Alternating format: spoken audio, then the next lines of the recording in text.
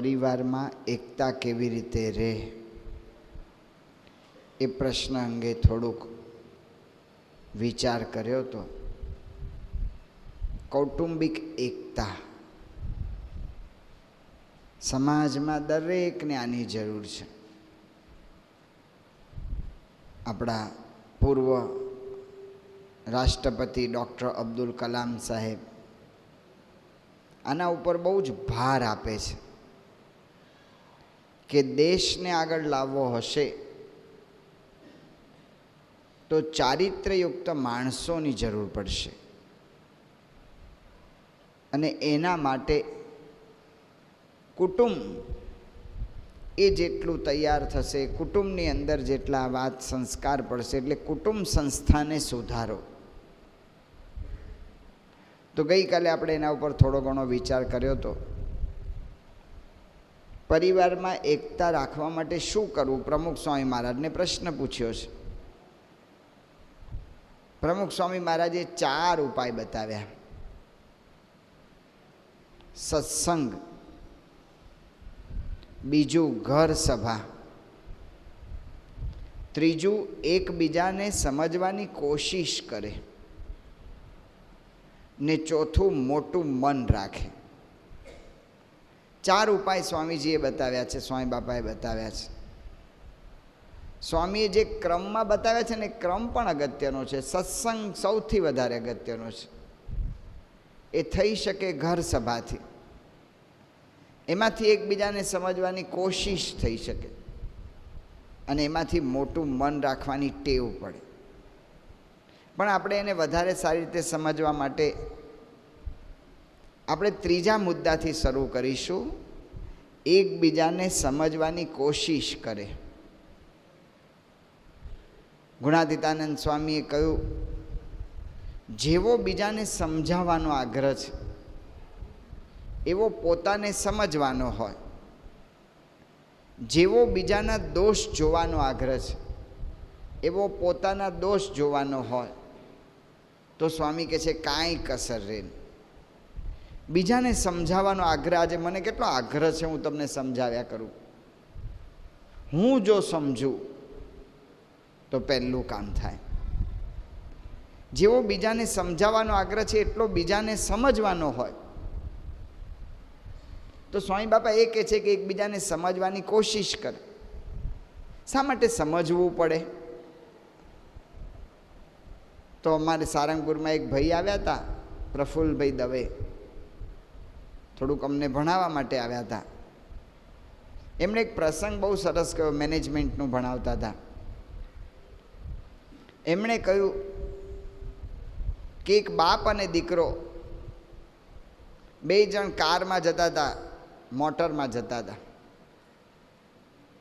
મોટરમાં બંને જણા જતા હતા અને મોટરને ભયંકર એક્સિડન્ટ થયો. અકસ્માત એવો થયો કે બાપનો દેહ તો ત્યાં ત્યાં પડી ગયો, મરી ગયા ત્યાં ત્યાં. દીકરો એકદમ સિરિયસ હતો.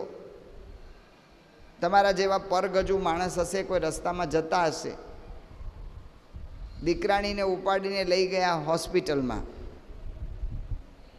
હોસ્પિટલમાં ડૉક્ટરને વિનંતી કરી કે તાત્કાલિક તમે આ દીકરાની કંઈક સારવાર કરો.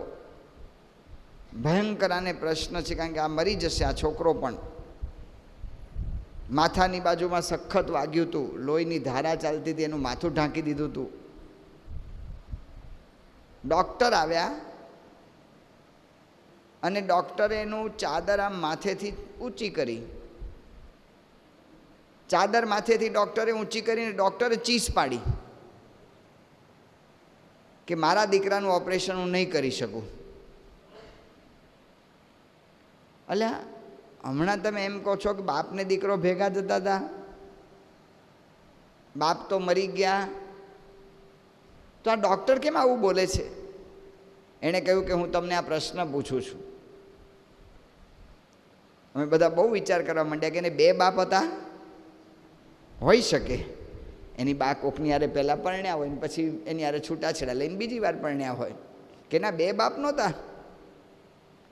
તો આ કેવી રીતે શક્ય બને?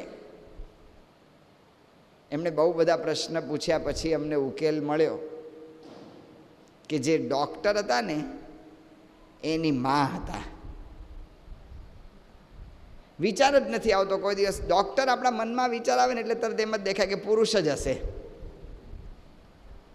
કોઈ મા કોઈ બહેન ડૉક્ટર હોઈ શકે ને એવો પહેલો વિચાર આપણને આવતો જ નથી.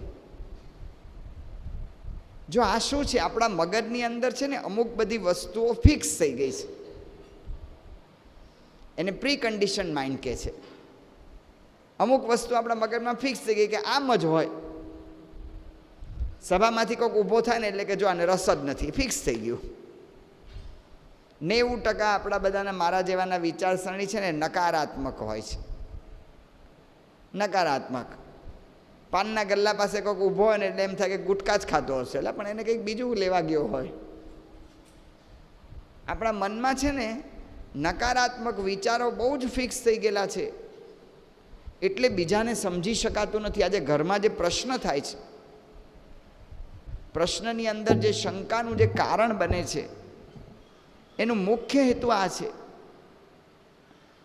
કે આપણા મનની અંદર અમુક ધારણા આપણે નક્કી કરી નાખી છે. એટલે જો પ્રમુખ સ્વામી મહારાજે ઉકેલ બતાવ્યો, એકબીજાને સમજવાની કોશિશ કરે.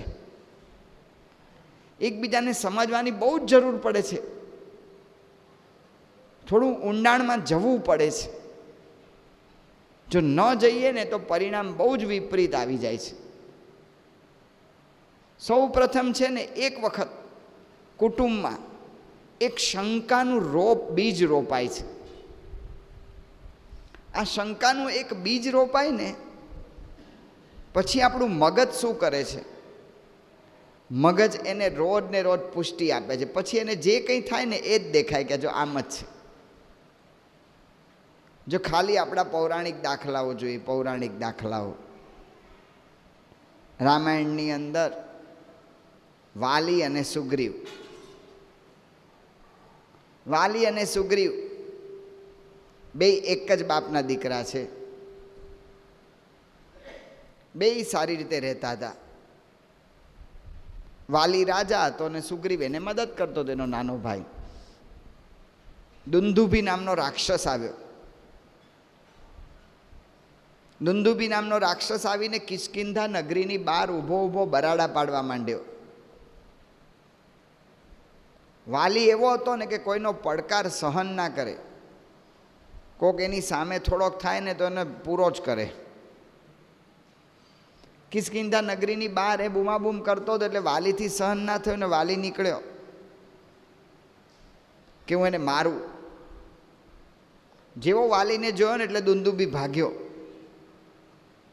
દુંદુભી ભાગ્યો ત્યારે સુગ્રીવે કહ્યું વાલીને કે તમે રવા દો, હવે એ તો ભાગી ગયો છે, આપણે અહીં આપણી નગરીમાં સેફ, નગરીમાં આપણે સલામત છીએ. ગામની બહાર જઈને કોઈની યાર લડવામાં મજા નહીં, ગામમાં હોય તો બે જણ મદદે કરશે. તો કે ના ના મારે જવું જ છે.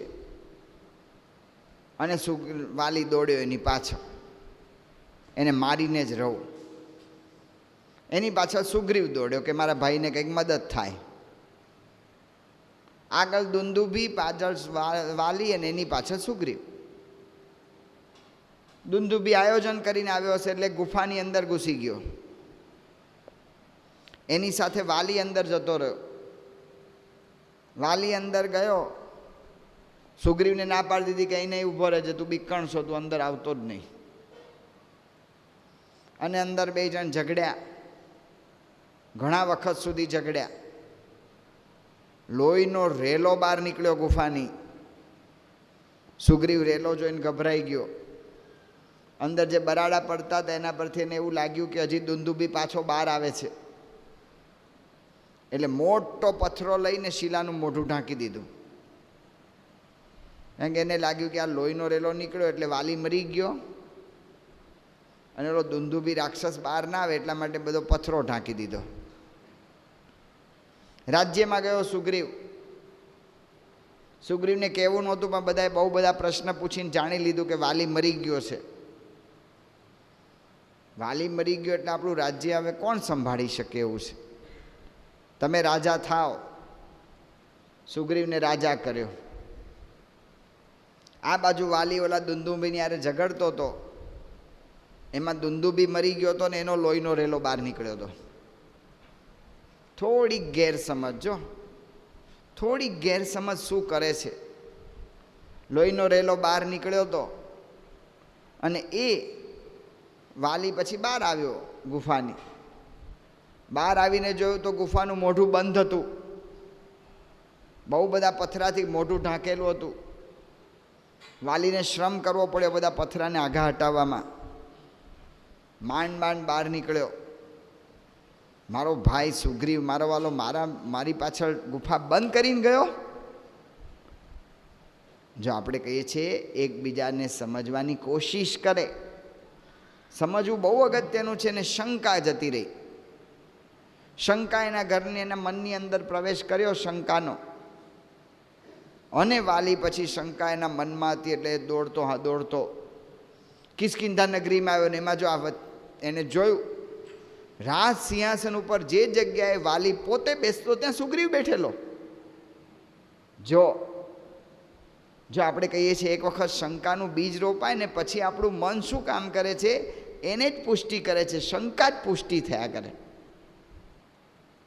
કે જો આ એક તો મારી આગળ ત્યાં દરવાજો બંધ કરીને ગયો, એને રાજા થઈ જવું છે એટલે સિંહાસન પર ચડી બેઠો. જેવો વાલી આવ્યો, સુગ્રીવે વાલીને જોયો કે સુગ્રીવ કૂદીને દોડ્યો, મોટાભાઈના પગે પડ્યો, સીધી લાત મારી. શંકા, મારી જગ્યાએ તું રાજા થઈ ગયો, એટલે હું રાજા નથી થયો, મને પરાણે તારી કોઈ વાત મારે સાંભળવી નથી. એક વખત શંકા દ્રઢ થાય ને પછી આપણું મન બીજી વાત કબૂલ કરવા બહુ જ અઘરું પડે છે.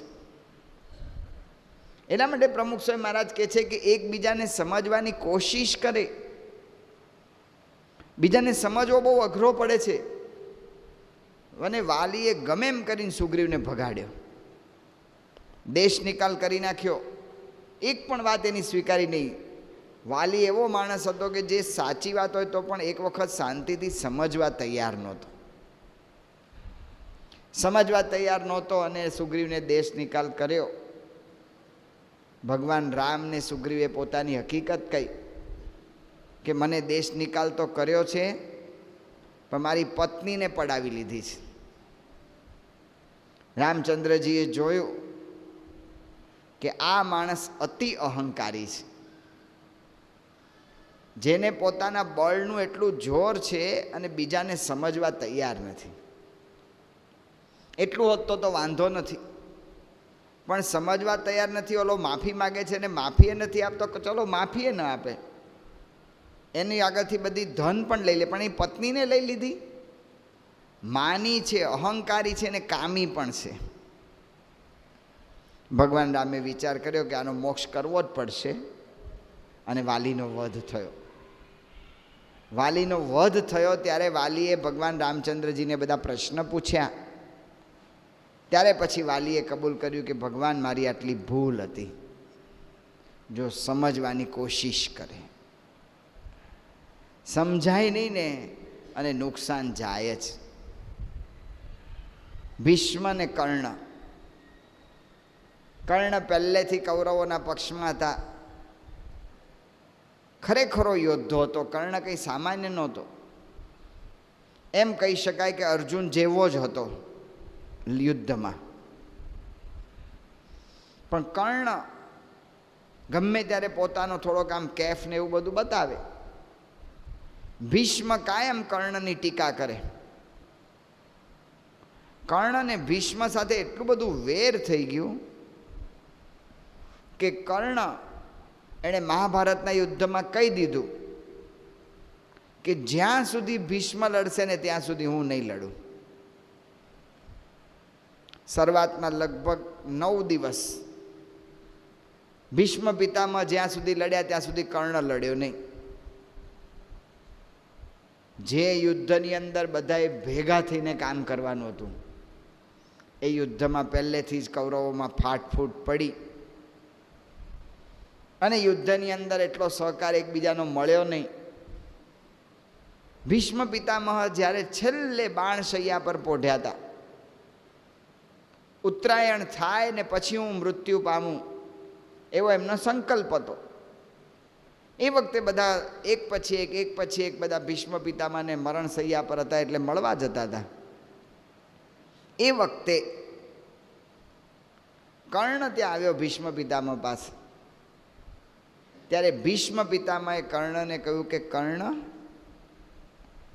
હું તને એટલા માટે ટોકતો હતો કે જો તું તારી રીતે જ અહંકારમાં ફરતો રહ્યો હોત ને તો તું ઘણું બધું નુકસાન કર્યું.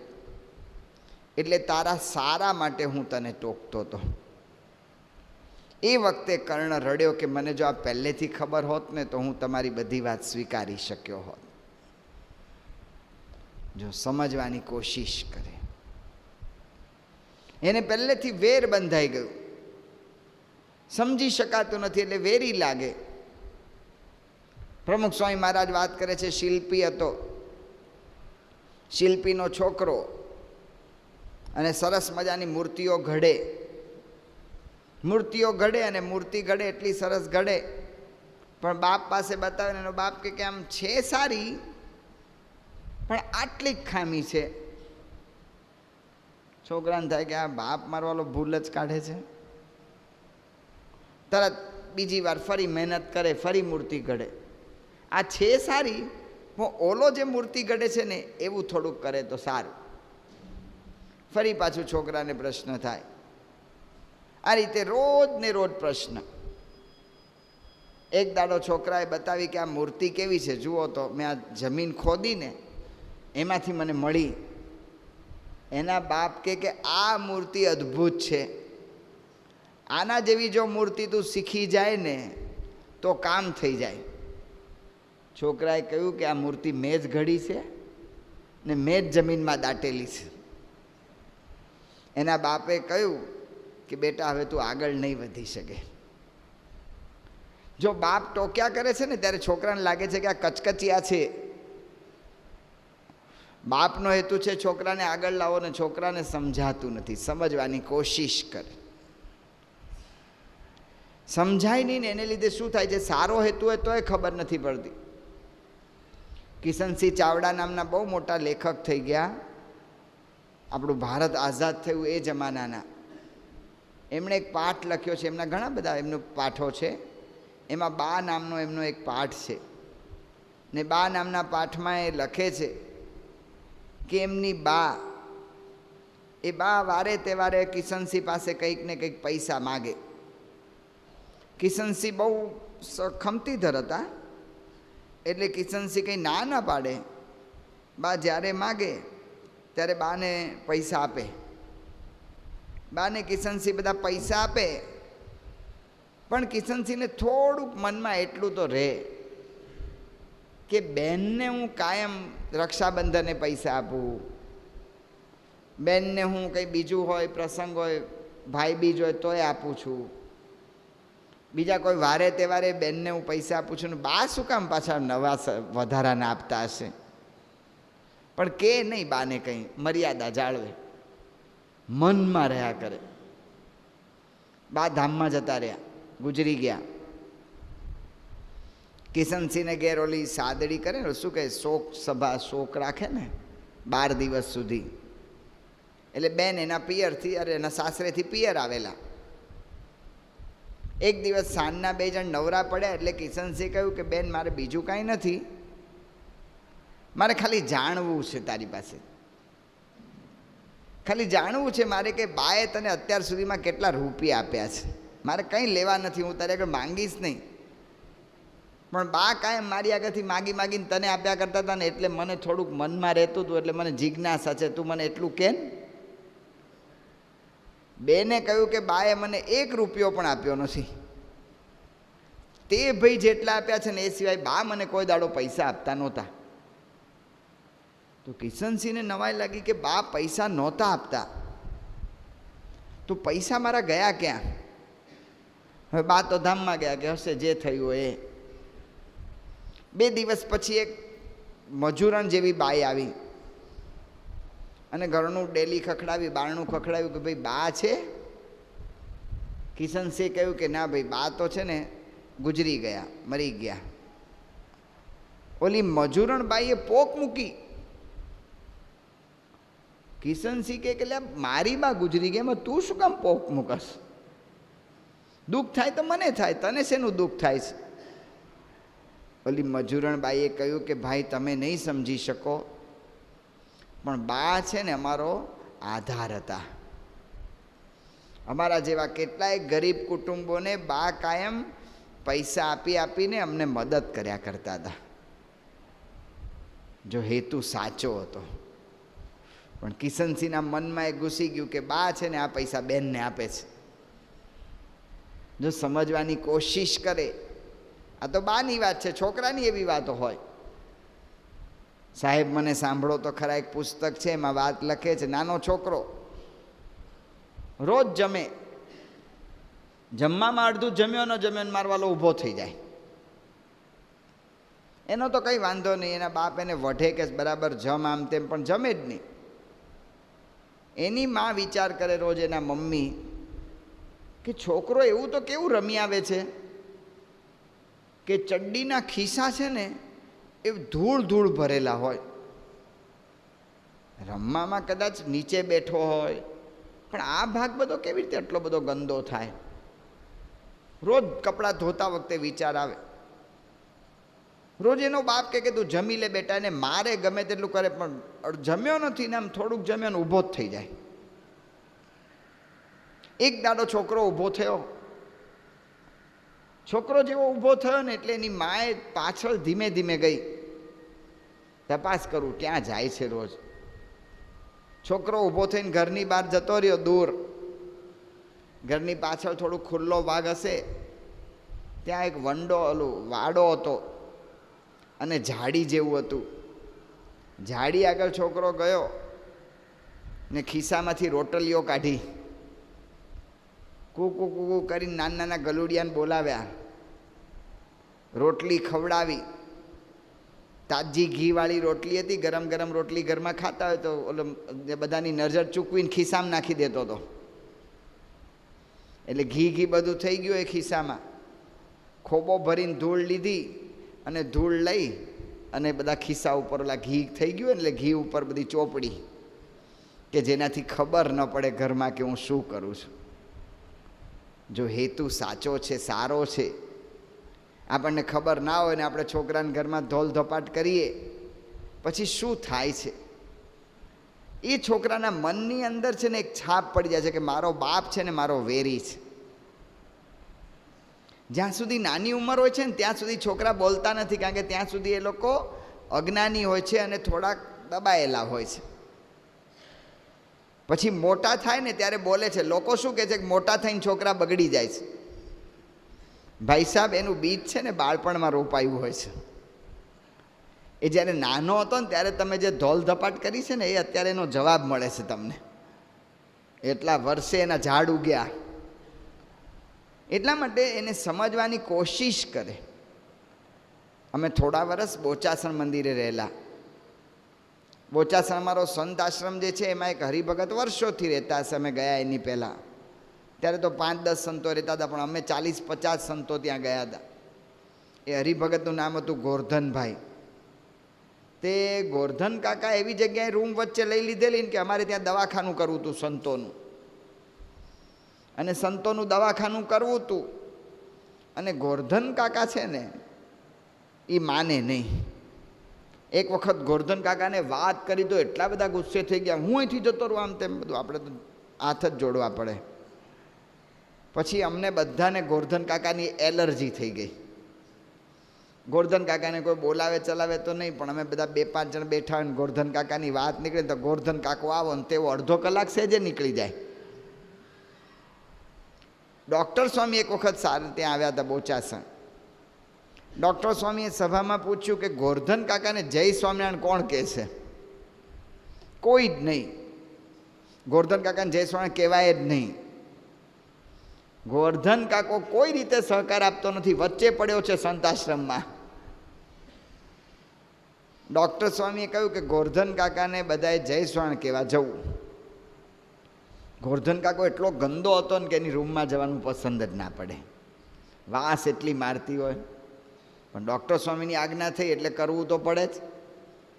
એટલે અમે ગોરધન કાકાનું બારણું આમ ખોલીએ રૂમનું, ગોરધન કાકા જય સ્વામિનારાયણ, બંધ કરી દેવાનું, ભાગવાનું સીધું. પણ બધાએ રોજ સવારના જય સ્વામિનારાયણ કર્યા ને 4-5 દિવસ ચાલ્યું આવું. 6ઠે દિવસે ગોરધન કાકા મને સામેથી મળવા આવ્યા. એ કે તમારે મારી રૂમ જોઈએ છે તો દવાખાના માટે હું ખાલી કરી આપું છું, મને બીજી રૂમ બતાવો કે હું ક્યાં રહેવા જાઉં. અને આટલું બધું પરિવર્તન કેમનું થઈ ગયું? ત્યારે ખ્યાલ આવ્યો કે ગોરધન કાકાના અંતઃકરણની અંદર એક ઠેસ વાગેલી. એની ઈચ્છા હતી કે સંતો મને પ્રેમથી બોલાવે ચલાવે. અને અમે પહેલાં જ ધડાકો, ગોરધન કાકાએ સંબંધ થોડો બગડ્યો એટલે પછી અમે ધડાકો શરૂ કરી દીધા. જો સમજવાની કોશિશ કરે ને શું વાગ્યું છે ને શું પ્રશ્ન થયો છે, કેમ મારા બાપા મારી યારે બોલતા નથી, અથવા કેમ મને જોવે છે ને તરત ચીડાઈ જાય છે. આ સાસુ વહુના પ્રશ્ન, બાપ દીકરાના પ્રશ્ન, આ વિચારવા જેવું છે. અવસ્થા પ્રમાણે છે ને જુદી જુદી અપેક્ષા રહે. બાળક નાનકડો હોય ને ત્યારે એને જિજ્ઞાસા વૃત્તિ હોય, કંઈ પણ, પપ્પા આ શું છે, આ શું છે, એટલે ભાઈ જે હોય જવા દે ને, તું હાલને આગળ, તેને ખેંચવો પડે. એ બાળકમાં જિજ્ઞાસા વૃત્તિ પ્રધાન હોય છે. યુવાનીમાં છે ને એને પોતાનો પ્રભાવ બતાવવાની વૃત્તિ પ્રધાન હોય છે. અને ઘરડા થાય ને એટલે માનની અપેક્ષા વધી જાય છે. જો 50 વર્ષ સુધી, 55 વર્ષ સુધી માણસ હોય ને ત્યાં સુધી તમે એની ઉંમર પૂછો ને તો મારા વાળા 2-5 વર્ષ છુપાવે જ. 55 તો કે ના ના હજી તો મને 45 જેવું થયું છે. એ જુવાન દેખાવા પ્રયત્ન કરે. અને 55 ઉપર જાય ને, 60 ઉપર, પછી એને પૂછો ને તો એની ઉંમર વધાર્યા જ કરે કે 70 થઈ ગયા, 75 થઈ ગયા, કેટલાક તો કે 114 વર્ષ થયા. તો આવું કે જેની ઉંમર વધારે છે. શું કામ ઉંમર વધારે છે? એની અપેક્ષા એમ છે કે હું ઉંમર વધારે કહું ને એટલે મારો ભાર પડે, એને માનની અપેક્ષા છે. ગોરધન કાકાને માન નહોતું આપી શકાતું, એને ઠેસ વાગી હતી, એની લાગણીને ઠેસ વાગી હતી, એટલે સંબંધ બગડ્યો. એટલા માટે પ્રમુખ સ્વામી મહારાજ કહે છે કે એકબીજાને સમજવાની કોશિશ કરો, એકબીજાને સમજવાનો પ્રયત્ન કરો. તુષાર નામનો નાનકડો છોકરો હતો, અને તુષાર હતો અને એને બેન નાની આવી એના ઘરે. એટલે બેનને લગભગ 6-1 મહિના થયા અને તુષાર પછી તો જે તોફાનની થઈ ગયો. ઘરની અંદર એટલું તોફાન કરે કે એના બેન જો એકલી જુએ તો એને ધબેડી જ નાખે, એને મારવા જ માંડે. નાનકડી બેન, 6-8 મહિનાની નાની છોકરી શું કરી શકે? એને તો વાંધો નહીં, પણ જો એને રોકવામાં આવે તો એની મમ્મીની સામો થાય. 4 વર્ષનો 5 વર્ષનો છોકરો. એની દાદીમાં તો એટલા બધા કંટાળી ગયા ઘરમાં કે હું તારું ઘર ભાઈ છોડીને નાના ભાઈની યારે રહેવા જતી રહું. તુષારની ધમાલથી એક એના બાપથી બીએ, બાકી તુષાર બીએ જ નહીં. એટલો બધો ઘરમાં ધમાલ તોફાન ચાલે. એના મા બાપને વિચાર્યો કે આ તુષારને કેમ આવું થઈ ગયું? તુષાર તોફાની થઈ ગયો છે. અને રોજ એના બાપને 1-2 વખત એને ધોલ ધપાટ કરે છે. રોજ મારે તુષારને, રોજ ધોલ ધપાટ કરે. પછી એવું થયું એમાં કે તુષારને એમના મમ્મી પપ્પાને વિચાર્યો કે આપણે સ્કૂલમાં તો પૂછીએ, સ્કૂલમાં કેવું કરે છે, અહીંયા આપણે ઘેર ધોલ ધપાટ કરે છે. સ્કૂલમાં શિક્ષકને પૂછ્યું કે તમારે અહીંયા સ્કૂલમાં કેવું છે એનું વર્તન? તો કે સ્કૂલમાં વર્તન તો બહુ સારું છે, પહેલાં જેમ નંબર લાવતો તેમ નંબર લાવે છે, ભણે છે બરાબર, બધું જ સારું. પણ કે ઘરમાં બહુ મારીને ધોલ ધપાટ કરે છે બધાને. એટલે એના શિક્ષક થોડા હોશિયાર હતા. એણે પૂછ્યું કે તમારે કેટલા સંતાન છે? કે અમારે 2 સંતાન, એક આ તુષાર ને હમણાં એની નાની બેન આવી છે. એવું કંઈ થાય છે ઘરમાં કે તુષાર ઉપર ઓછું ધ્યાન અપાય છે અને છોકરી ઉપર વધારે ધ્યાન અપાય છે? સ્વાભાવિક છે. નાનું ઘરમાં બાળક હોય બધાને વધારે વાલું થાય, એટલે તુષાર ઉપર ઓછું ધ્યાન અપાય છે. ઓલા ભાઈએ કહ્યું કે અમે તમને એનું કંઈ ના નથી કહેતા, તુષારની સાથે તમારે જેટલા છોકરી ઉપર જેટલું હેત કરવું એટલું કરો, એટલો ખાલી ખ્યાલ રાખો કે છોકરી પર જેટલું કરો ને એટલું તુષારનું હારે હારે ધ્યાન રાખજો. મા બાપે આ પ્રયોગ કર્યો, 15 દિવસમાં તુષાર શાંત થઈ ગયો. જો લાગણી, એને એમ થઈ ગયું હતું કે મને હવે નથી સાચવતા ને બેનને જ સાચવે છે, એની લાગણીને ઠેસ વાગી હતી. એટલે વિચાર કરવો પડે, એટલા માટે પ્રમુખ સ્વામી મહારાજ કહે છે કે સમજવાની કોશિશ કરે. સમજ્યા વગર આપણને ખ્યાલ જ નથી આવતો. ગીજુભાઈ બધેકાએ સરસ વાત લખી છે, જૂના જમાનાની વાત છે.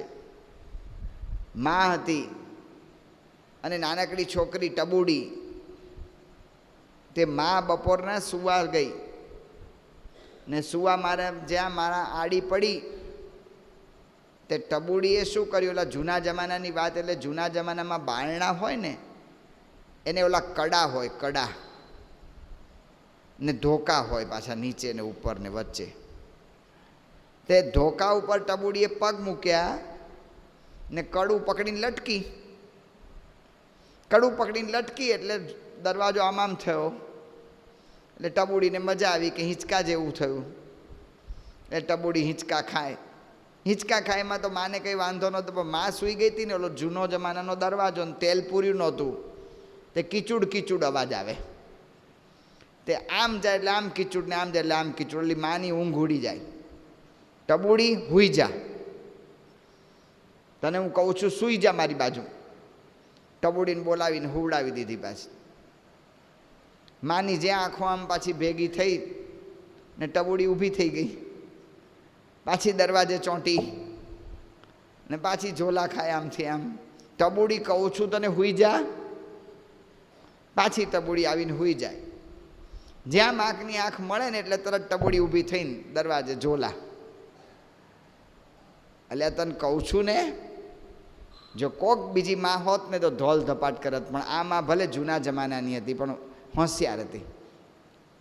એણે શું કર્યું? માં ઊભી થઈ, એક થાળી ભરીને ઘઉં લીધા, ઘઉં લઈને ટબુડીને આપ્યા અને આપીને ટબુડીને કહ્યું કે જો તો હું જોઉં તને વીણતા કેવડું આવડે છે. ટબુડી વીણવા બેસી ગઈ. એની માં અડધો કલાક સૂઈ ગઈ ને અડધો કલાક પૂરો થયો ને જોયું ત્યારે ટબુડી વીણી રહી હતી. કે માં જુઓ મેં કેવા વીણ્યા. કે બેટા શાબાશ. જો આપણને શું લાગે છે કે ટબુડી અવાજ કરવા માગે છે ને ઊંઘમાં ખલેલ પહોંચાય, પણ ટબુડીને એમ છે કે હું કંઈક કરી બતાવું. જો આ જાણવાની સમજવાની જરૂર છે, કંઈક કરી બતાવું. જો આ સમજ્યા હોઈએ ને તો ખ્યાલ આવે. યોગીજી આજે બૌદ્ધ કથામાં લખ્યું કે રાજાનો છોકરો હતો ને તોફાની થઈ ગયો, તે જ્યાં ત્યાં ગામમાં રંજાડ કરે. તે રાજાએ છે ને એને ખાતું સોંપી દીધું.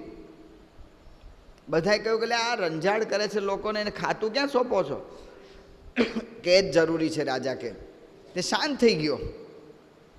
જો એને જરૂરિયાત હતી એની કે મને કાંઈક જવાબદારી આપો, કાંઈક કામ આપો. એને કામ કરવાનો ઉમંગ હતો ને આપી નહોતા શકતા, એટલે ટબુડી પછી તોફાન કર્યા કરે.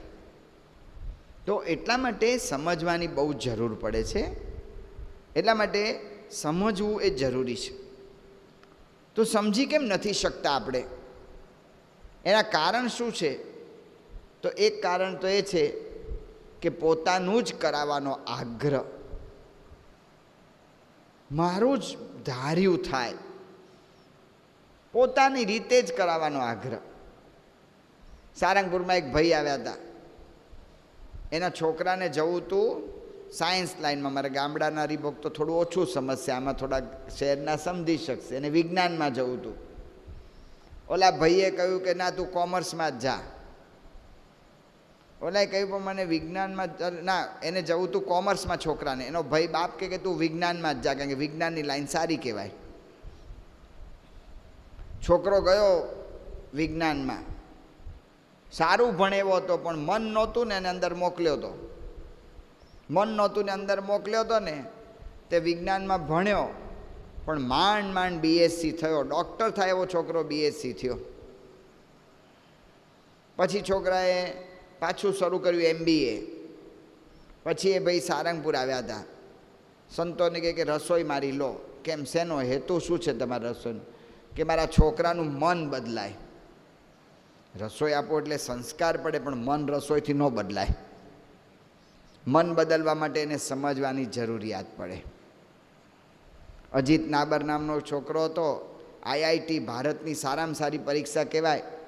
એની પ્રવેશની પરીક્ષા, એની એન્ટ્રન્સ એક્ઝામ, ભારતમાં પહેલો નંબર આવ્યો.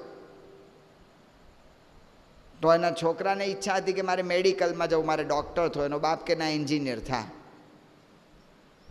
પરાણે છોકરાને એન્જિનિયરમાં મોકલ્યો. હોશિયાર છોકરો હતો. IITની કોલેજમાં એને એડમિશન મળી ગયું. પહેલું વર્ષ થયું. પહેલા વર્ષે એને કહ્યું કે ભાઈ, એને પહેલા વર્ષમાં નપાસ થયો.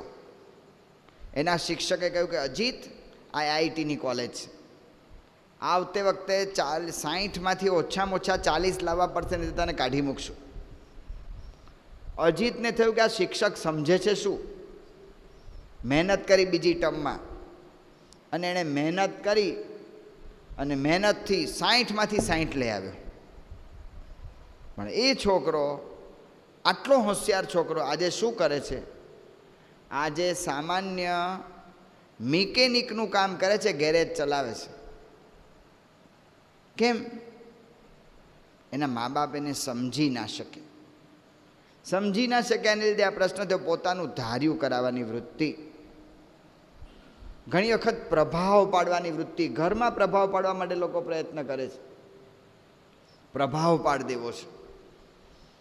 પતિ પત્નીની ઉપર પ્રભાવ પાડવા પ્રયત્ન કરે ને પત્ની પતિ ઉપર કરે છે. આ બહુ નવાઈ લાગે આપણને.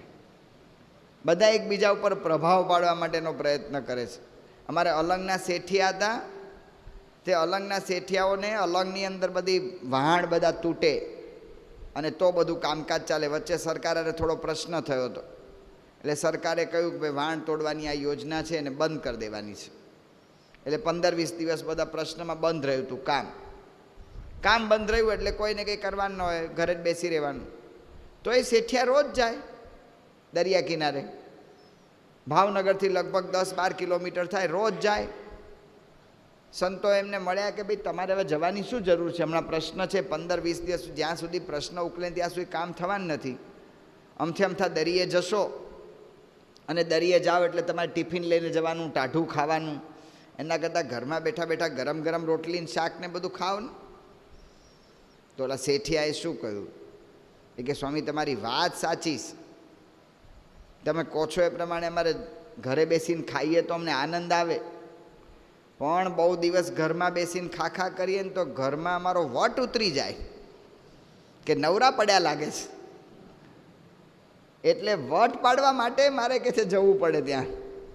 જો ઘરમાં વટ પાડવાની વૃત્તિ હોય કે હું મોટો દેખાઉં, એ ક્યાંથી સમજી શકે? તો એક કારણ આ છે. વધારે પડતી ટોક કર્યા કરે નાના છોકરા પોતાના ઘરમાં હોય તો.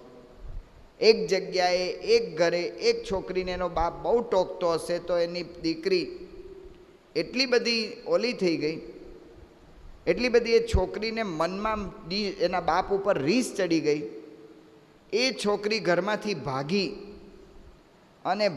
અને મુંબઈની અંદર એના ઘરની સામે ઝૂંપડપટ્ટી હતી. એ ઝૂંપડપટ્ટીના એક છોકરા સાથે પરણી. ઓલા ઝૂંપડપટ્ટીનો છોકરો દરેકના ઘરમાં વાસણ ઉટકવા જાય. આ છોકરી એનો બાપ અગાસીમાંથી ગેલેરીમાંથી રોજ જુએ ઓલી છોકરી રોજ વાસણ ઉટકતી હોય. બાપનો જીવ કકળી જાય કે નહીં? મારી છોકરીને આ કામ, આવું કરવાનું થાય? બાપના અંતરમાં અતિશય દુઃખ થઈ ગયું. છોકરીને વિનંતી કરી કે ભાઈ સાહેબ, તું પાછી આવતી રહે.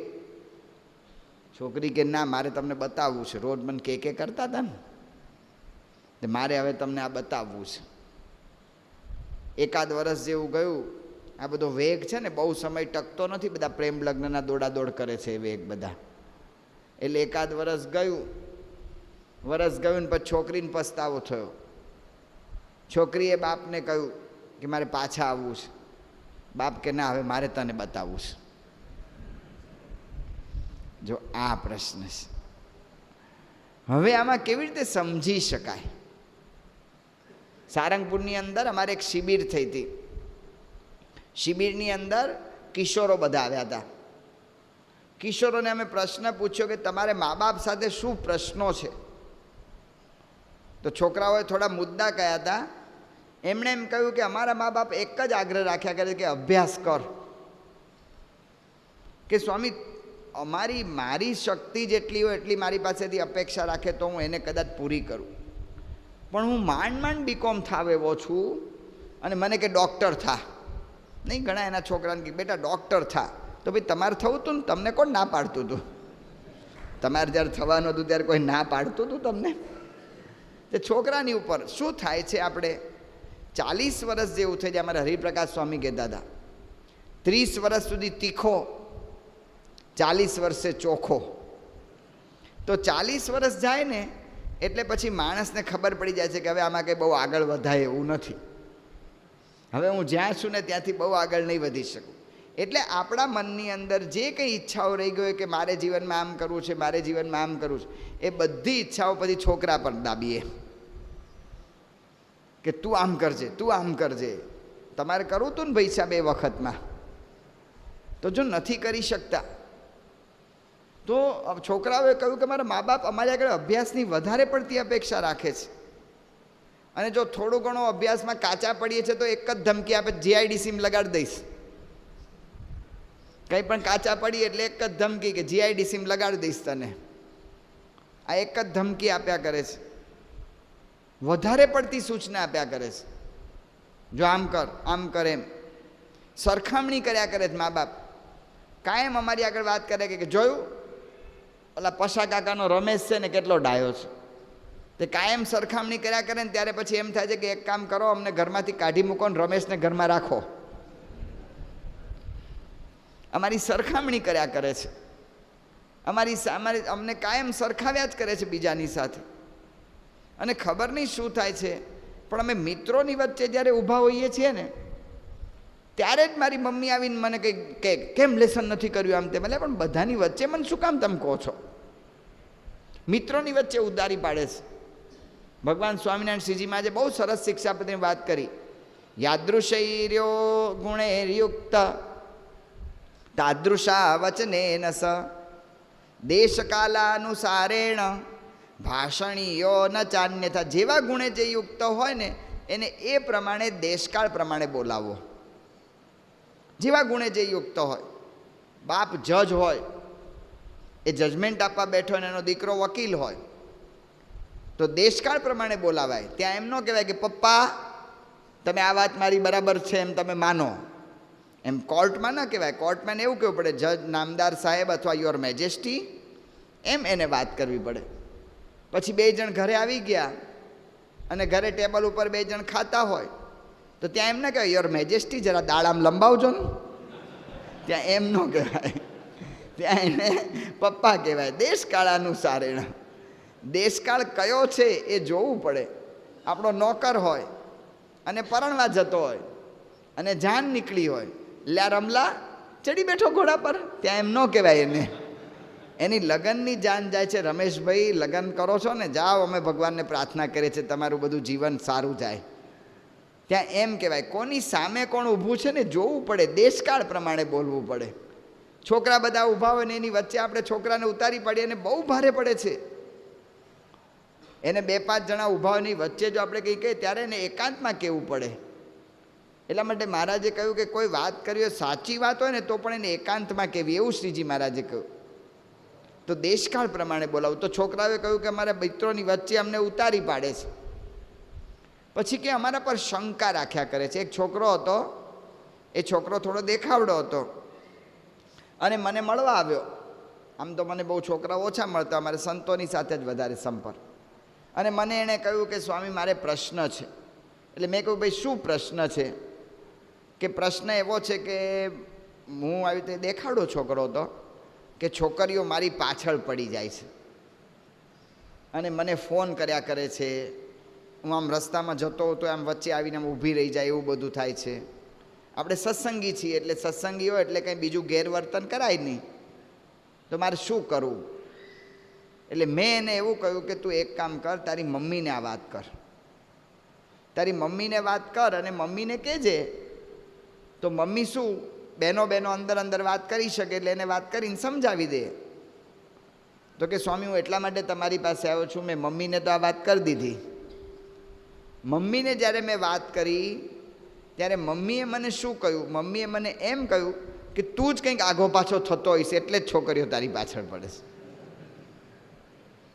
હવે આવી શંકા આ છોકરા પર કરી, એ છોકરો ભવિષ્યમાં ક્યારે એના મા બાપ આગળ નિષ્કપટ થશે? પતી ગયું.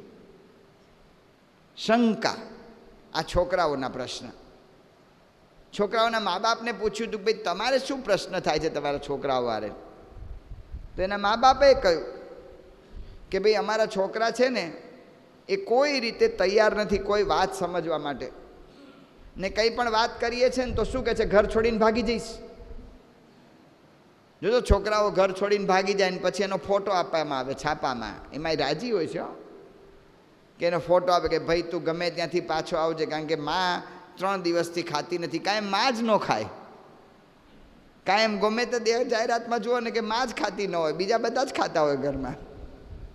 પણ છોકરો કે ઘર છોડીને ભાગી જઈશ એવી ધમકી આપે છે. હવે થોડીક વાત કરીએ છીએ તો એમ લાગે કે તમે જૂના જમાનાના છો ને તમે તમારા જમાનાનું જ કર્યા કરો છો. એટલે ભાઈ અમે જમાનું નથી કહેતા, પણ ઘરની સગવડ તો જોવી જોઈએ કે નહીં? તો સમજવા તૈયાર જ નથી છોકરાઓ. ત્યારે પછી કહ્યું કે અમે કંઈ પણ આવી રીતે કહીએ ને, ફીના પૈસા આપીએ છીએ તો ફીના પૈસા વાપરી ખાય છે. સ્કૂલમાંથી મહિના પછી કાગળ આવે કે ભાઈ તમે કેમ હજી ફી ભરી નથી, ત્યારે ખબર પડે કે મારો ઓલો 6 મહિનાના પૈસા વાપરી આવ્યો છે. તો આ કરે છે. નવી નવી ફેશન આવે એટલે નવી નવી, હજી 6 મહિના પહેલાં જ બૂટ લઈ લીધા હોય તો પાછા 6 મહિનામાં નવા માગે છે.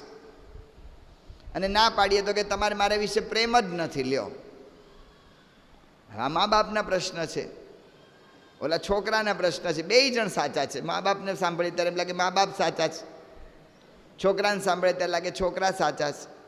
એટલા માટે સ્વામી બાબા કહે છે એકબીજાને સમજવાની કોશિશ કર. તો સમજવું એટલે શું? સમજવું એટલે સાંભળવું. બરાબર સાંભળીએ ને તો સમજાય. ભગવાન સ્વામિનારાયણ શ્રીજીમાં આજે ઓલા યજ્ઞમાં બધા હરિભક્તો આવવાના હતા, તો મહારાજે સંતોને કહ્યું કે બધાને જમાડવાના, પણ એવા જમાડજો ને કે બધા એકદમ પેટ ભરી જાય. તમને ખબર કેમ પડશે કે ભૂખ્યા છે? તો મહારાજે શું કહ્યું? હા દદ્યાત, હું દદ્યાત, દદ્યાત તર્જની તર્જને, સિંહ ગર્જને ન દદ્યાત, શીશ કંપે પુનર્દદ્યાત, ન દદ્યાત સિંહ ગર્જને. મહારાજ કે જમતા હોય ને તમે એની પાસે વસ્તુઓ લઈ જાઓ ને, હા આમ કરે ને તો આપી દેવું, કારણ કે હાથ તો આમ કરે છે, એની ઈચ્છા છે, એ ખાલી દેખાવ કરે છે. હા નામાં હા સમજવી પડે છે, એટલે આપવું, કારણ કે હજી તેને ઈચ્છા છે જ, આ તો શરમ ના પાડે છે. શીશ કંપે પુનર્દદ્યાત, ખાલી માથું હલાવે તો 2 વાર આપજો. ન દદ્યાત સિંહ ગર્જને, સિંહની ગર્જના કરે ને તો ન આપવું.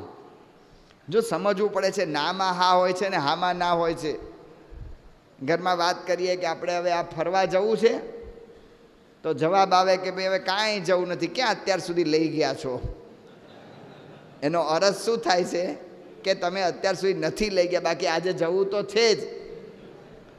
આ હામાં ના સમજવી પડે છે. નામાં હા હોય ને હામાં ના હોય, એટલે શબ્દને સમજવા પડે. એટલા માટે પ્રમુખ સમાજ કહે કે સમજવાની કોશિશ કરે. અમારી રૂમમાં, હું સારંગપુર રહું છું, નાનકડો ઓરડો છે જ્યાં અમે બેસીને કામ કરીએ છીએ. લગભગ 12 બાય 10ની રૂમ છે. એમાં કશું પાર્ટીશન નથી, કંઈ જ નથી. હું બેઠો હું એક બાજુ ખૂણામાં, ને એક બાજુ અમારે શ્રીજી પ્રકાશ સ્વામી બેઠા હોય. તે કોઈ પણ આવે ને તે બારણું ખોલે. બારણું ખોલીને મને શું પૂછે છે કે શ્રીજી પ્રકાશ સ્વામી છે? એટલે આમાં પાર્ટીશન નથી, પડદો નથી, શ્રીજી પ્રકાશ હોય તો એટલામાં તને દેખાય નહીં? હોય તો દેખાય કે નહીં? પણ એ કહેવા શું માગે છે કે તમે મને બતાવો કે શ્રીજી પ્રકાશ સ્વામી ક્યાં ગયા છે. પ્રશ્ન જુદો પૂછાતો હોય છે. કાયમ પ્રશ્ન છે ને જુદો પૂછાતો છે ને એની અંદર ભાષાની અંદર જુદી વાત હોય છે. 2 ભાઈઓ ઝઘડે, આપણે ગઈકાલ વાત ના કરી, 2 ભાઈઓ ઝઘડતા હોય તો એકબીજાને પૂછે કે ઓળખા જ? એટલે તારી બાપનો નામ મને ખબર નથી, તારી માનું નામ ખબર નથી, તારું ઘર મને ખબર નથી, તારી જ્ઞાતિ મને ખબર નથી, તો શું મન તું પૂછે છે, ઓળખે છે?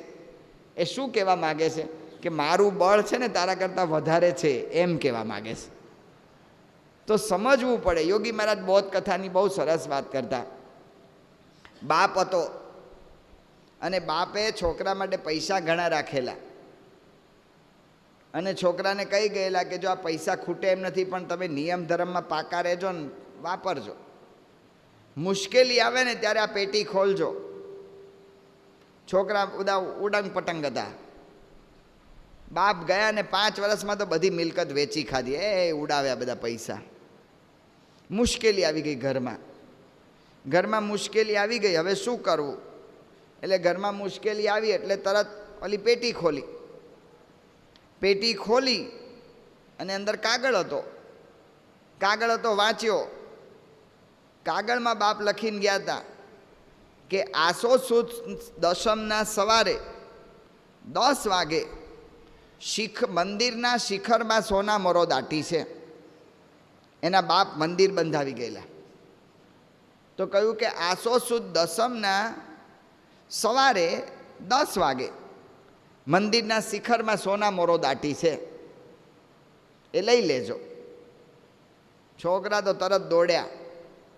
એનો બાપે મંદિર બંધાવેલું તોડવાનો ઓર્ડર આપી દીધો, બુલડોઝર, અને શિખર બિખર બધું તોડી નાખ્યું. ગામના લોકોએ કહ્યું કે મારા વાળા છોકરા સત્કર્મ તો કરતા નથી, પણ બાપ કરી ગયો છે એ બગાડે છે. અને શિખર તોડી નાખ્યું. જોયું તો 1 રૂપિયો મળ્યો નહીં. છોકરાને નવાઈ લાગી કે બાપ ખોટું બોલે એવા તો નહોતા, તો ભૂલ થઈ ગઈ આપણાથી. બધા એના બાપના મિત્રો બીજા ઘરડા જીવતા હતા ને એને પૂછ્યું કે આ શું છે, કે આનો જવાબ શું હશે, આ કેમ આવી રીતે લખ્યું છે અંદર, અમને કહ્યું તું, એમાં સોના મોર તો નીકળી નહીં, કોઈક બીજો ઉપાડી ગયો હશે. કે ના, બીજો ક્યાંથી ઉપાડે, કારણ કે મંદિર તો કોઈ અત્યારે તમારા વગર તો કોઈ તોડે એવો છે નહીં. તો કે શું કરવું? એ બધા ઓલા ઘરડા હતા ને, અનુભવી હતા, પીઢ હતા, એમણે કહ્યું એક કામ કરો, પાછું શિખર ચણાવી દો, જેવું હતું ને એવું શિખર કરી નાખો. જેવું હતું એવું શિખર કરી નાખ્યું. કે હાલો અમે જેવું હતું એવું શિખર પાછું ચણી દીધું છે. ઓલા ઘરડા કે હમણાં નહીં, આસો મહિનો આવે ને ત્યારે આવજો. આસો મહિનો આવ્યો કે હાલો ને ભાઈ સાહેબ અમારે સોના મોર લેવી છે. કે હમણાં નહીં, દશમે આવજો. ને દશેરાનો દિવસ આવ્યો, આસો સુદ દશમ. 10 વાગે ઓલા ઘરડાઓ મંદિરના શિખર પાસે ગયા ને જ્યાં શિખરનો પડછાયો પડ્યો ને કંઈ ખોદ્યું ને તો સોનામોર નીકળી. જો શબ્દ જુદા હોય છે ને એનો અર્થ જુદો હોય છે. શબ્દ જુદા છે ને અર્થ જુદો છે. આ કાયમ આપણે શીખવું પડે. એટલા માટે સમજવા માટે છે ને 3 રીતે સમજવું પડે છે. સાંભળવું પડે. સાંભળવાનું ખાલી કાનથી નથી હોતું, સાંભળવાનું આંખથી એ સાંભળવું પડે અને હૃદયથી સાંભળવું પડે. ઘરમાં તમે પહોંચો બરાબર 4:30-5 વાગે અને ઘરમાંથી બધા બહાર જવાની તૈયારી કરતા હોય અને તમે બરાબર 2 જણને લઈને ઘરમાં જાઓ કે આ મિત્રો ખાસ હમણાં આવ્યા છે, જરા ચા બનાવી દો ને. ચા તો બનાવે જ. ચા બનાવે ને પછી આવી ટીપાઈ હોય ને એની પર ટ્રે જે રીતે મુકાય છે ને એને સાંભળવી પડે. કાનથી નથી સંભળાતું, આંખથી સાંભળવું પડે છે. કે આ બહાર જતા હતા ને મેં રોક્યા છે ને એનો આ પ્રશ્ન થયો છે. એટલા માટે સમજવા માટે કાનથી સાંભળવું, આંખથી સાંભળવું અને હૃદયથી સાંભળવું પડે. એટલે 3 રીતે સાંભળો. એટલા માટે પ્રમુખ સ્વામી મહારાજ કહે છે કે સમજવાની કોશિશ કર, શબ્દનો આખો અર્થ બદલાઈ જાય છે. ગુણાયતાન સ્વામીની વાતોમાં લવજી દરજીનું દ્રષ્ટાંત છે. એ લવજી દરજીનું દ્રષ્ટાંત જે છે ને એને આપણે જોઈએ કે લવજી નામનો એક દરજી હતા. જૂના જમાનાની વાત છે. જૂના જમાનાની વાત ને લવજી દરજી હતા અને લવજી દરજીને રીંગણામાં બહુ આસક્તિ. કારતક મહિનો ને કોકને ઘેર કોઈ મોટા ખેડૂ હતા ને એને ઘેર એને રાંધવા ગયા, સીવવા ગયા.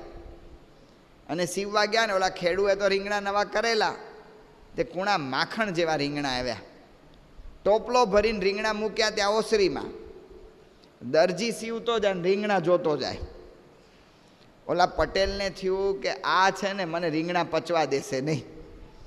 આપણે નહીં ટ્રેનમાં ખાતા ને કોઈક જોજો કરે તેમ થાય થૂકી નાખું ને આ મારો વાલો જોયા કરે છે ને આ મને પચવા નહીં દેખાવાનું. એટલે ઓલા દરજી લવજી હતો એને ઓલા પટેલને થયું. એટલે પટેલને કહ્યું, પટેલ કહ્યું કે દરજી તમને રીંગણા બહુ ભાવે? એટલે ખરેખરા ભાવે, લ્યો તમને રીંગણા. એમ કરીને એને 15-20 રીંગણા આપી દીધા, કિલો 2 કિલો. લવજી તો આમ ખુશ થઈ ગયો. ઘરે ગયો, જો રીંગણા લાવ્યો છું, ભરેલા રીંગણા કરજો અને બરાબર મસાલો છે ને બરાબર શેકજો, ધ્યાન રાખજો. અને રીંગણાની ઊભી ફાડ કરજો, મસાલો બરાબર ભરજો, ધીમે તાપે કરજો, તાવે તો મારતા નહીં, નહીં તો રીંગણા તૂટી જશે. ઉછાળીને બરાબર હલાવજો. આવા બધા કેટલી શિખામણ આપીને ગયો.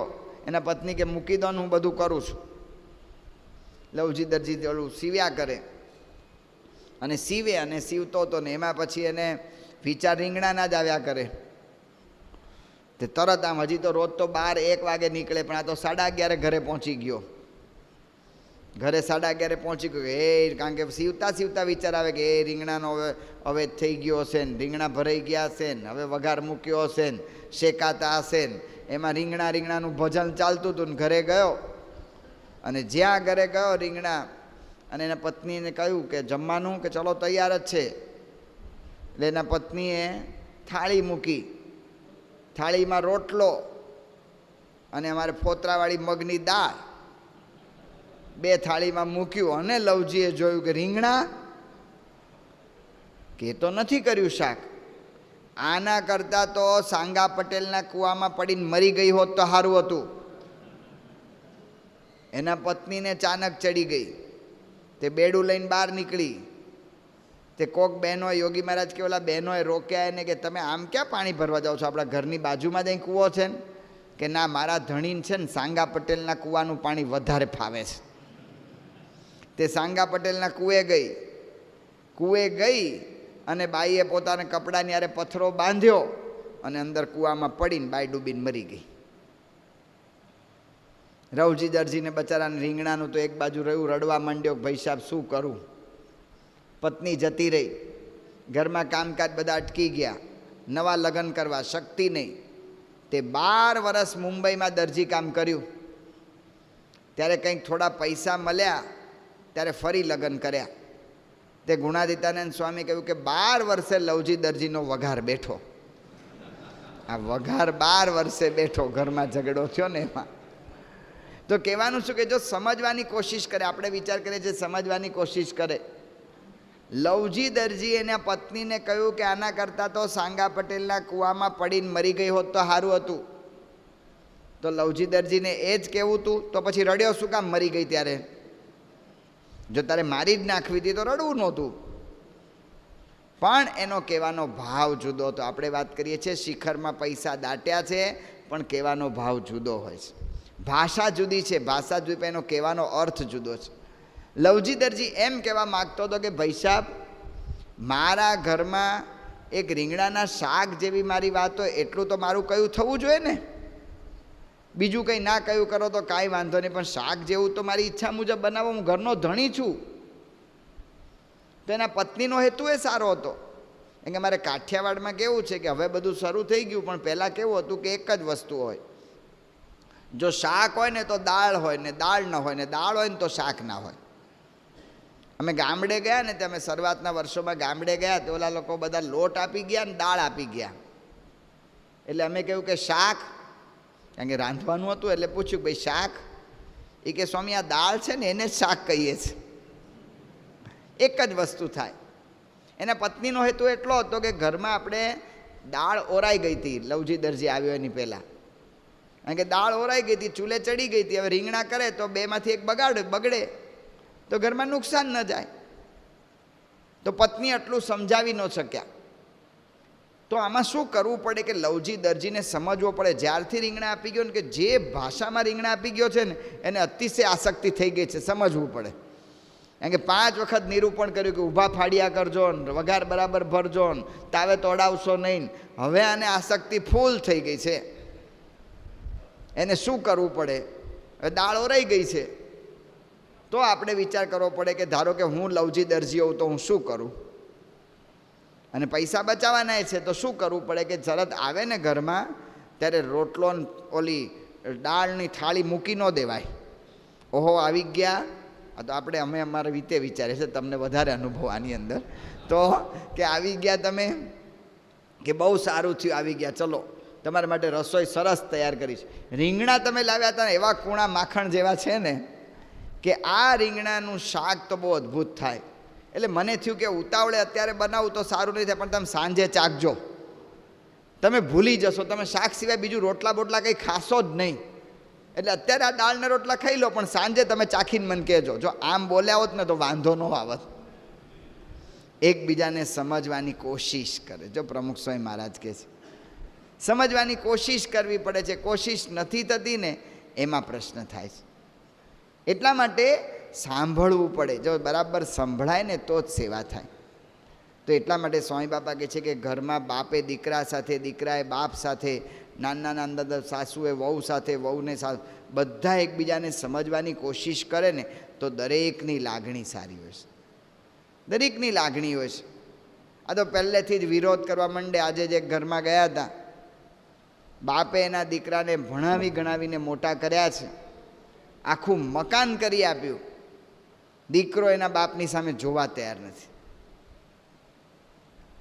બાપના અંતરમાં એટલો બધો ઉદ્વેગ રહે છે. આપણે ગમે એટલી કથા વાર્તા કરીએ, હવે અવસ્થા થઈ ગઈ, અવસ્થાના છે ને સ્વભાવ જુદા થઈ જાય છે. ઓલો બાપ હતો ને નાના છોકરાને, એને ઓલું પૂછ્યું કે બેટા શું છે આ? ઓલું ઇન્ટરનેટ વાપરતો હતો. હવે ઇન્ટરનેટ નવું આવ્યું છે, મને ખબર નથી પડતી એમાં તો કાંઈ. તો ઇન્ટરનેટને આ મોબાઈલ ફોનમાં નથી ઓલો મેસેજ મોકલતા આમ પટપટ લખે છે, તે એમાં મેસેજ આપણને ખબર ના પડે કેવી. એટલે બાપે પૂછ્યું દીકરાને કે બેટા શું છે? તમને આમાં કાંઈ ખબર ન પડે, પૂછપૂછ ન કરું, બેહી રહેવું ઘરમાં એક બાજુ. થોડી વાર થઈને બાપને પાછું આવ્યો. બાપ કે બેટા ઓલું તું કરતો તો એ શું કરતો તો મને કહે ને, મારે તમને એકવાર કહ્યું ને, સમજ ન પડે માથાકૂટ ન કર્યું, તમને ખાવા મળે છે ને બેસી રહો ઘરમાં. બાપ કંઈ બોલ્યો નહીં. પછી બાપે એક ચોપડો જૂનો ગોત્યો, જૂનો ચોપડો ગોતીને છોકરાને બતાવ્યો. છોકરો કે હું તમે પાછું લાવ્યા? કે આ શું લખ્યું છે? કે બાપા બેટા કાગડો. કેટલી વાર લખ્યું છે? આમ 2 પાના 3 પાના ભરેલા છે, એટલે લગભગ 100 વખત લખ્યું હશે. બસ એ જ તને કહેવાનું છે. તું નાનો હતો ને મારા ખોળામાં બેઠો હતો, અને આપણી દુકાનની સામે કાગડો આવ્યો, તે મને પૂછ્યું કે બાપા આ શું છે? મેં કહ્યું બેટા કાગડો.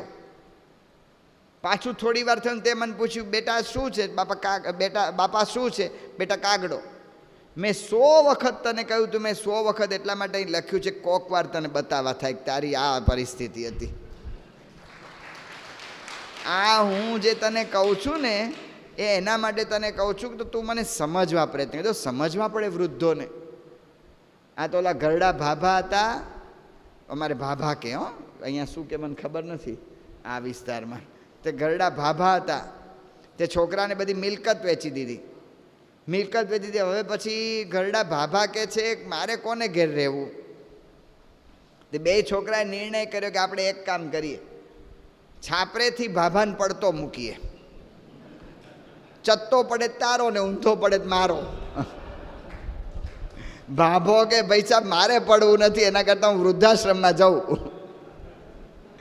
આ ધંધા ચાલે. ઓલા છોકરા હવે ઉંમર થઈ ગઈ છે, અવસ્થાના છે ને સ્વભાવ જાણવા પડે ભાઈ સાહેબ. અવસ્થા થઈ ગઈ, હવે અવસ્થાની અંદર સ્વભાવ છે ને ચીડિયો થઈ જ જાય. જેમ બાળપણની અંદર છોકરો 2-5 વાર પૂછપૂછ કરે, એમાં અવસ્થા હોય ને એટલે એની ધીરજ ઓછી થઈ જાય. કંઈ કોને સમજ નથી કર્યું એટલે પણ શું તમે આટલા બધા અકરાઈ જાઓ છો? હવે અવસ્થા થઈ ગઈ, આપણે જાણી રાખવું પડે કે ભાઈ આ જ પરિસ્થિતિ છે ને, નહીં જાણશું તો શું થશે? ઓલા ભાભા ઘરડા થઈ ગયા, ઘરડા માણા થઈ ગયા ને એટલે એને ઘડી ઘડી ઈચ્છા રહ્યા કરે, કોકને ને કોકને બોલાવ્યા કરે. ઘરડા માણસ 2 જણ વાતો કરતા હોય ને 4 જણ, અને તમે ત્યાં ઘરડા માણસ આવીને ઊભા રહે ને જો તમે એને બોલાવે ને તો એ કંઈક આમ લાકડી અડાડે, કંઈક બીજું આપણને કરે. એને અપેક્ષા છે મારા પર ધ્યાન આપો. છોકરાએ નાના એવા હોય છે. એ છોકરા જોજો, આપણે મહેમાન આવ્યા હોય ને, મહેમાનને આપણે આ વાતોચીતો કરતા હોય તો એ શું કરશે? ઘડીકમાં આપણા શર્ટને આમ ખેંચશે, ખભે ચડી જશે. શું કામ ચડે છે? કારણ કે એને એમ કે મને તમે આના અમે ધ્યાન આપ્યા કરો છો, મારી પર થોડું ધ્યાન આપો ને. આ અવસ્થાનો સ્વભાવ છે. અવસ્થા થઈ ગઈ છે તો આવું થોડુંક કરે, અને આવું થોડુંક કરે તે આવી અવસ્થામાં ભાભા બહુ ઘડી ઘડી જયા કરે. 3-4 ઘર હતા છોકરાને.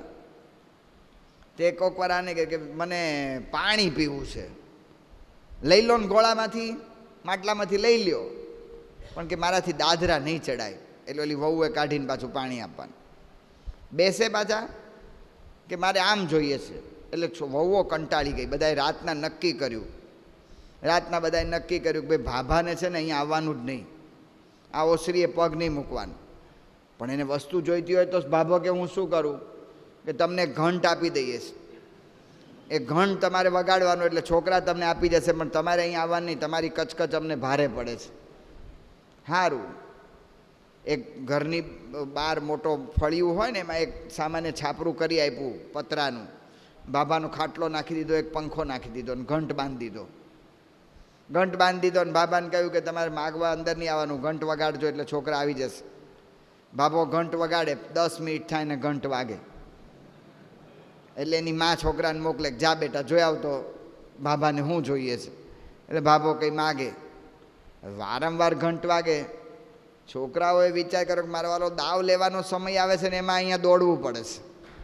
ઓલો રમવામાં જ્યારે દાવ લેવાનો સમય આવ્યો ને એમાં જ દોડવું પડે છે.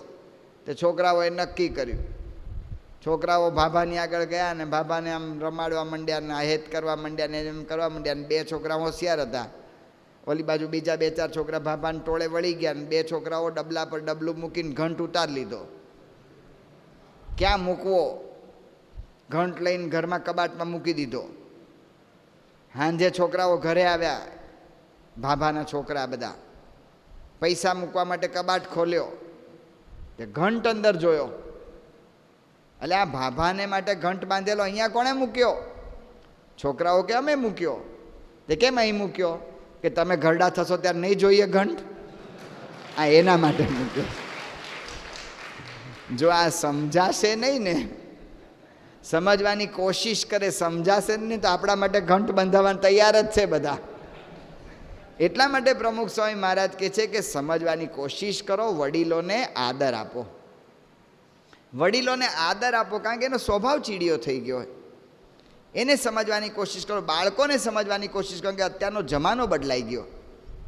જમાનો બદલાઈ ગયો છે ને આ જમાનાની અંદર આપણે સમજવું જ પડે છે. અને બીજું સ્વામીજીએ કહ્યું કે મોટું મન રાખે.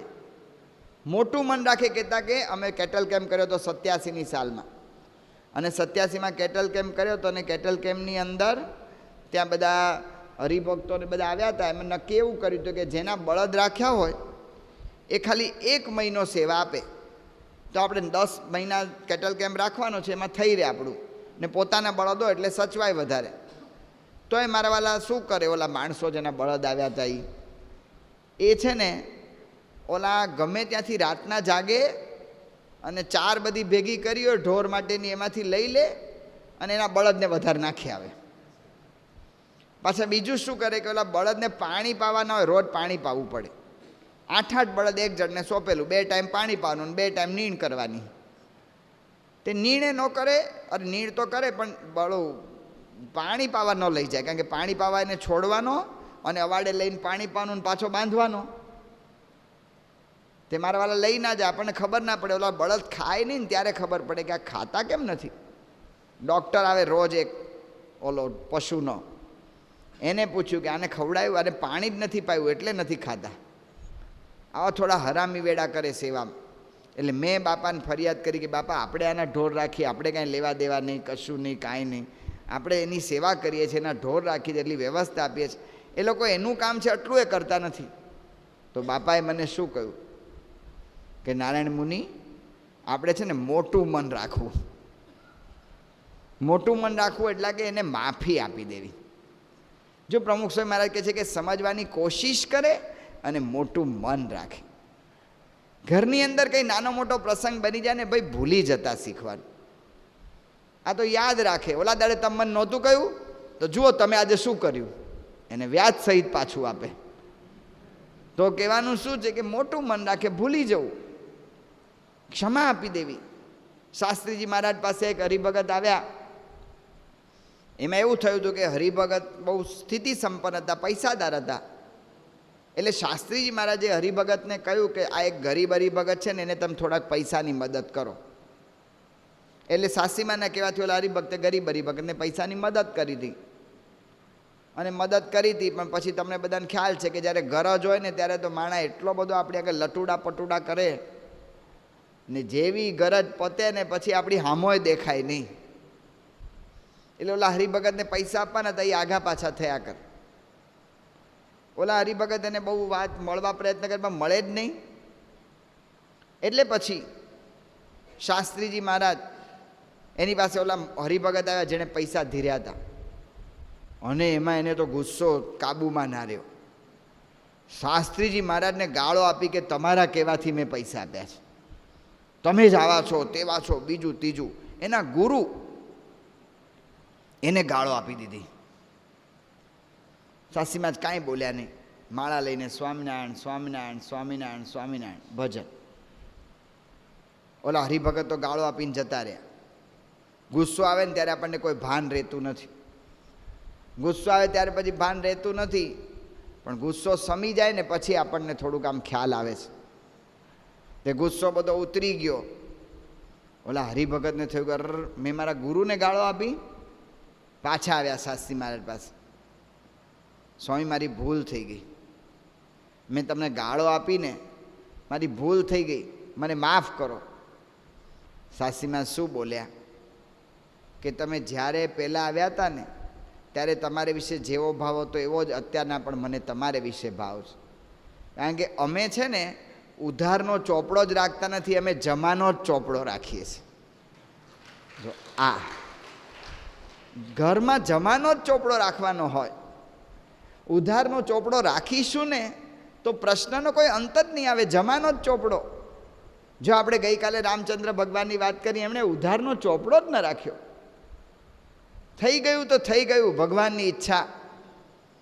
જમાનો ચોપડો. મોટું મન રાખે, દિલ મોટું રાખે, ભૂલી જવાનું. હશે દરેક માણસ સ્વભાવને વશ છે, થઈ જાય ભૂલ. એ ભૂલને યાદ રાખીને એનું રિપીટેશન, એને કે કરવું, એનું ઓલું કરવું, એ નહીં કરવાનું. ગમે તે થાય તો આપણા હેત પ્રીત એની યારે ઓછા ન થાય. જો આ કરીએ ને તો ઘરની અંદર સહેજે સહેજે એકતા થાય. એટલા માટે પ્રમુખ સાહેબ આજે કહ્યું કે એકબીજાને સમજવાની કોશિશ કરે. ભાઈ સાહેબ પ્રયત્ન તો કરો, પ્રયત્ન જ ના કરે. ઘરની અંદર પોતાની રીતે જ વિચાર. એક હરિભક્તે મને વાત કરી કે મારા બૈરા છે ને સ્વામી સત્સંગમાં આવતા નથી. તો મેં કહ્યું તમે કંઈક આમ એને વાત કરો ને કે મારી વાત સાંભળવા જ તૈયાર નથી, સત્સંગ માટે સાંભળવા તૈયાર નથી, બીજું બધું મારા ઘરનું કામકાજ ને બધું વ્યવસ્થિત એકદમ કરે છે. એટલે મેં કહ્યું એક કામ કરો, એમની વિશે તમને એને થોડો ભાવ થાય એટલા માટે તમારે છે ને એમના થોડા વખાણ કરવા, ખોટા વખાણ ન કરવા. જ્યારે ખરેખર સારું બન્યું હોય ને ત્યારે વખાણ કરવા. આ તો ઘરમાં વાત કરે કે આજે દાળ બહુ સારી બની, તમારી ભૂલ થઈ ગઈ લાગે છે, તો એમાં પછી એને કે હેત પ્રીત રે એમ એવી રીતે વાત કરે. તો આ તો કે મેં કહ્યું ખરેખર હોય ને ત્યારે તમારે વખાણ કરવા. એ કે સ્વામી એ તો બનશે જ નહીં, વખાણ કરવાનું બનશે જ નહીં, મને બીજી વાત કરો. તો હવે કેમનું ઘરમાં હેત થાય?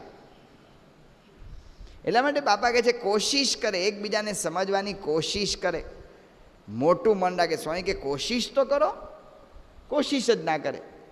બ્રહ્મદર્શન સ્વામી પરદેશ ગયેલા ડૉક્ટર સ્વામીની સાથે. એમની સાથે એક હરિભગત હતા. એ હરિભક્તને બ્રહ્મદર્શન સ્વામી પૂછ્યું કે તમારે કેટલા દીકરા ને દીકરી? પ્લેનમાં પૂછ્યું, બેઠા હતા હારે બાજુમાં, કે મારે એક દીકરી.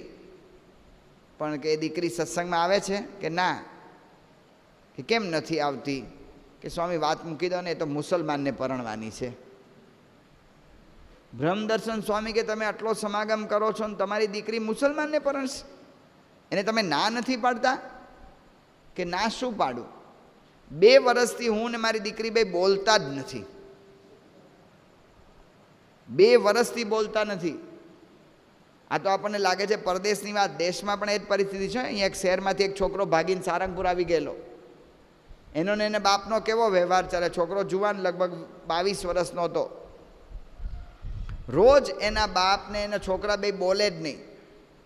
તેનો બાપ રોજ જમવા બેસે ને ટેબલ ઉપર લખીને જાય કે આજે ફલાણી જગ્યાએથી આટલો માલ લાવવાનો છે, લઈ આવજે. છોકરો નાસ્તો કરવા આવે ને ટેબલ પર બીજી ચિઠ્ઠી મૂકે કે હું જવાન નથી, તમારે થાય તે કરી લેજો. આ રોજનો પ્રશ્ન. તો કે હું ને મારી દીકરી 2 વર્ષથી બોલતા નથી. બ્રહ્મદર્શન સ્વામી કે તમે પ્રયત્ન તો કરો. જો પ્રમુખ સ્વામી આજે શબ્દ વાપર્યો છે કોશિશ કરે, કોશિશ, પ્રયત્ન તો કરો. હરિભગતને થોડું મનમાં બેઠું એટલે જેવા પ્લેનમાંથી નીચે ઉતર્યાને એરપોર્ટ પરથી ફોન કર્યો. એની દીકરીને ફોન કરીને હરિભક્ત ખાલી એટલું જ બોલ્યા કે બેટા 2 વર્ષ સુધી હું તારી સાથે એક પણ શબ્દ બોલ્યો નથી, મને માફ કરજે. 2 શબ્દ, માફ કરજે. અને ઓલી છોકરી ફોન ઉપર ધ્રુસકે ને ધ્રુસકે રડી. જો આ ઘરનું વાતાવરણ છે. ઘરની અંદર દરેક વ્યક્તિ એકબીજાના હેતની અપેક્ષા રાખે છે. જો આપણે હેત રાખીએ ને કરીએ તો. માફ કરજે 2 શબ્દ ઘરમાં આપણે બોલી નથી શકતા. પ્રમુખ સ્વામી મહારાજ કહે છે કોશિશ તો કરો, પ્રયત્ન તો કરો. તો જો આવો પ્રયત્ન થાય ને તો એકતા ટકે. પણ આ બધી વાતો આજે સાંભળી છે પણ પાછી નથી ચડતી એટલી. તો આ વાતો કેવી રીતે થાય ને કેવી રીતે આ વાતો કાયમ આપણા જીવનમાં એનું વાતાવરણ કેવી રીતે ઊભું કરી શકાય, એની વાત આપણે આવતીકાલે કરીશું. શ્રી સ્વામિનારાયણ ભગવાનની